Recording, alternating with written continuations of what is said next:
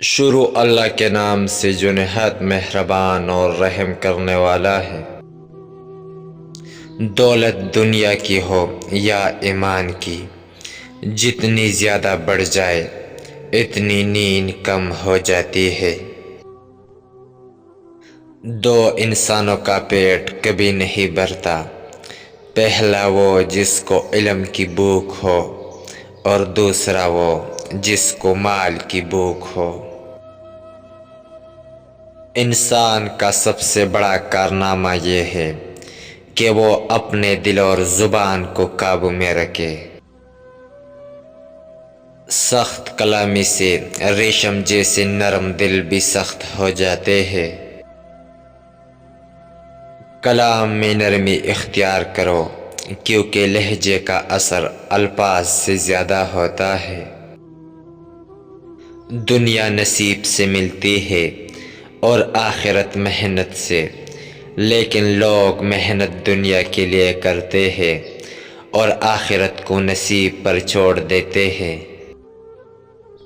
جو غلطی نہیں کر سکتا وہ فرشتہ ہے، اور جو غلطی کر کے ڈٹ جائے وہ شیطان ہے، اور جو غلطی کر کے توبہ کر لے وہ انسان ہے۔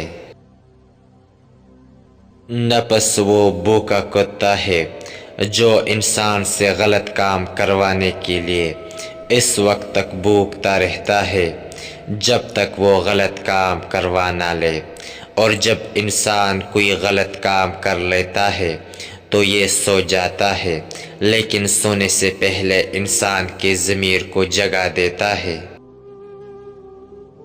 اگر رزق عقل اور دانشوری سے ملتا تو جانور اور بیوقوف بھوکے مر جاتے۔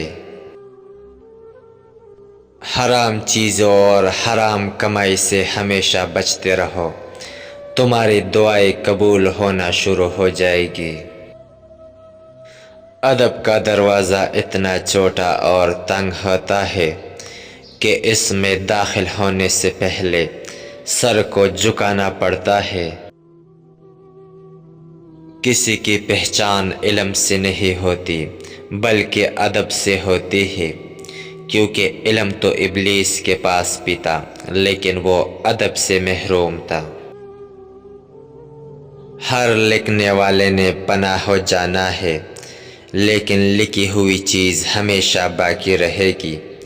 تو اپنے ہاتھ سے ایسی چیزیں لکھ جا جس کو قیامت کے دن تو دیکھ کر خوش ہو جائے۔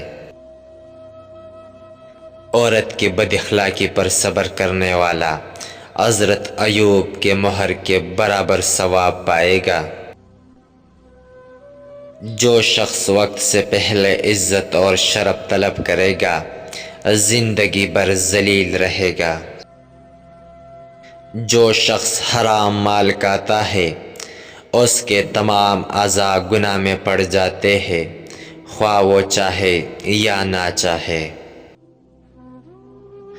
دنیا میں ایمان کے بعد اگر کوئی اچھی چیز ڈھونڈنا ہو تو اچھا دوست ڈھونڈنا، کیونکہ اچھا دوست ایسے درخت کی مانند ہے جو سایہ بھی دے گا اور پھل بھی۔